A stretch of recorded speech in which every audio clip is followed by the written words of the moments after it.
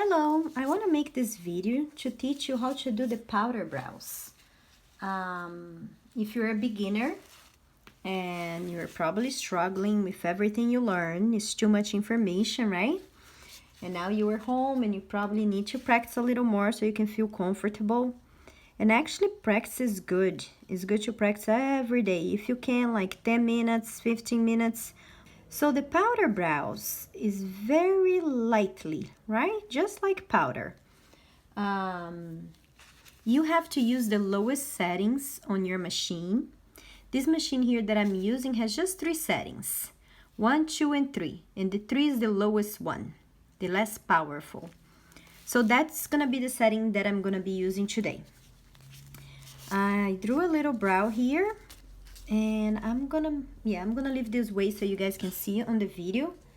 So you're gonna turn your machine on in the lowest settings. You're gonna get pigment and you're gonna start. I like to start from the tail, okay? And I don't like to start right here on the bottom. I feel sometimes our machine sucks a lot of pigment, and then if you start here, could come a lot of pigment out, and now you lost your drawing, right? You lost your design. So I always like to start like by the middle. So I go like this.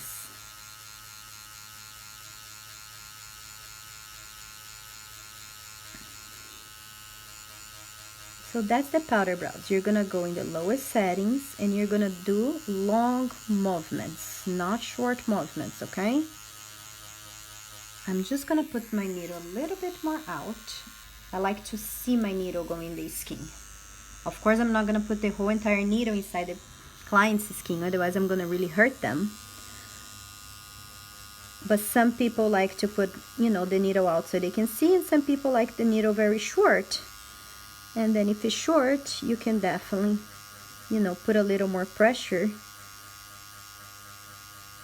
because it's not really gonna hurt your client because you barely have your needle out. So that's the movement you're gonna do, okay? Long movements.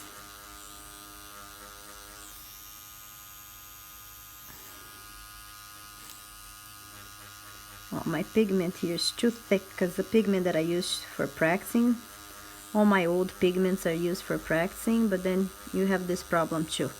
Like you can tell, my machine is not really taking the pigment. So let me come back. I'm gonna get a better pigment and I come back, okay? So when you're doing on your client, you're gonna start on the tail over here. Okay, I know I already did a little bit, but you're gonna start on the tail. You're gonna do long and fast movements. Don't stop too long in the same space. Okay, you always wanna be moving. If you're doing on your client, you want to stop and clean. Why? Because you're gonna have this design over here, right? Let me make a little darker so you can see on the video. So you did the design, the brow design on your client, and if you clean the whole thing, you're gonna lose your marks, and you don't want to do that. So on your client, you go and you clean just, the space you did, so you don't lose. If you did very light and it still has not pigment on their skin, you are gonna lose this little space because you clean, right? But look, then it's just this little space that you're gonna lose. So you still have the whole brow here, so it's easier to just go and draw it again. Okay? With time, you're gonna get used to this, and then you don't really need the marks. It's not that you don't need the marks. The marks we always need, right? We always need the design there. But it's gonna be easier for you to know your dimensions, right? Where you start, where you finish, and the pressure of your hands too. So when you know the pressure of your hands, you know that when you clean, you're gonna have something there. It's not gonna be completely empty. But when you're a beginner, it's hard because you're still trying to learn, and sometimes clients, not sometimes, all the clients have different skins, and some are very easy to implant pigment and some are not. So if it's a client that's not easy to implant pigment and you're already not sure of how much pressure you have to put on your hands, then yes, maybe you clean and has nothing there and you have to keep working on that space again and again. If I can give like a hint, I will say your hands have to be very light. You don't really put too much pressure on your hands at all, and you kind of let your machine do the work for you.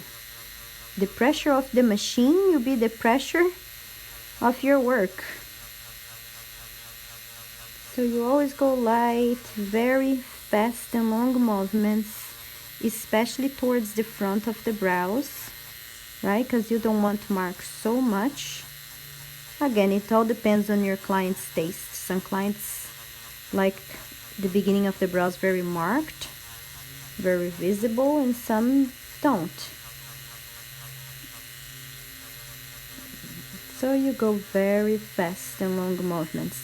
Never stop too long on the same spot, otherwise you are going to leave marks. Okay, let's clean to see how we're doing.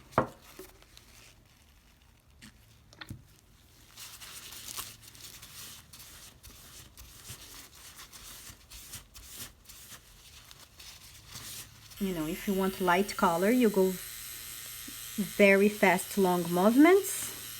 Don't stop too long at the same place. And if you want more color, you just keep doing more passes. Every time you do a pass, more color will be implanted on the brows. So you can still get like very good, if you want, let's say shading that has a lot of color, you can still do with the same technique as a powder brows. Just keep doing over and over and over again, and you're gonna get a lot of color.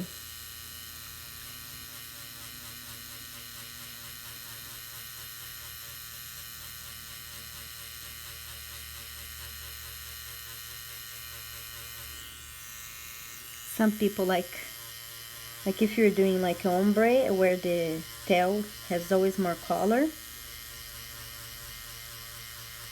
is just do more passes here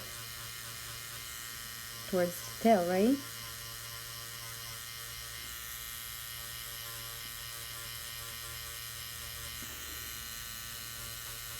So this, to achieve this powder brows, you need 1-point needle, because what you're trying to get is very light color and it's kind of like dots, right? You don't want too much color.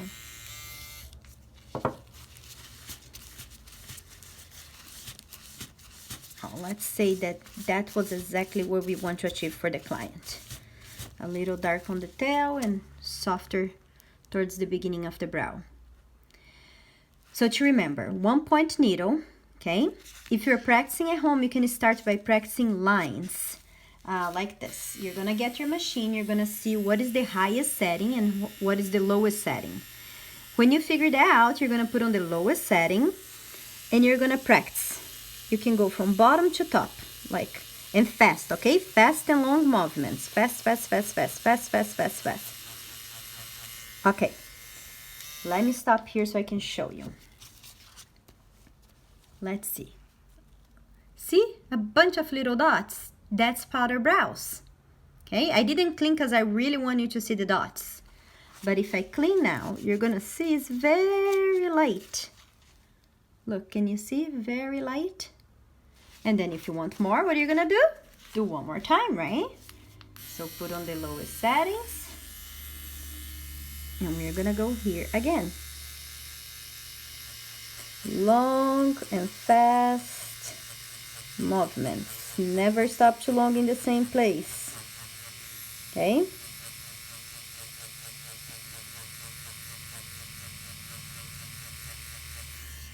Okay.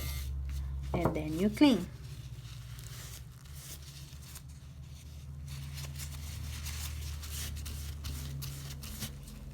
Look. See? Every time you do, you get more dots, you get more color. So that's the powder brows. Again, you can do more color with powder brows too. It's just that the technique is called powder brows because you're supposed to achieve very soft look, right? But some people like to work with 1-point needle through all the brows that they do. So yes, you can achieve a shading with 1-point needle. You just have to do more and more passes. Every time you do more passes, you're gonna get darker, just like this style here that we did more passes. Okay?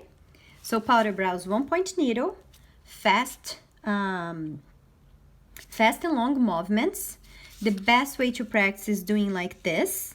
You go from bottom to top, very fast and long movements, and you're gonna see that you're starting getting these dots.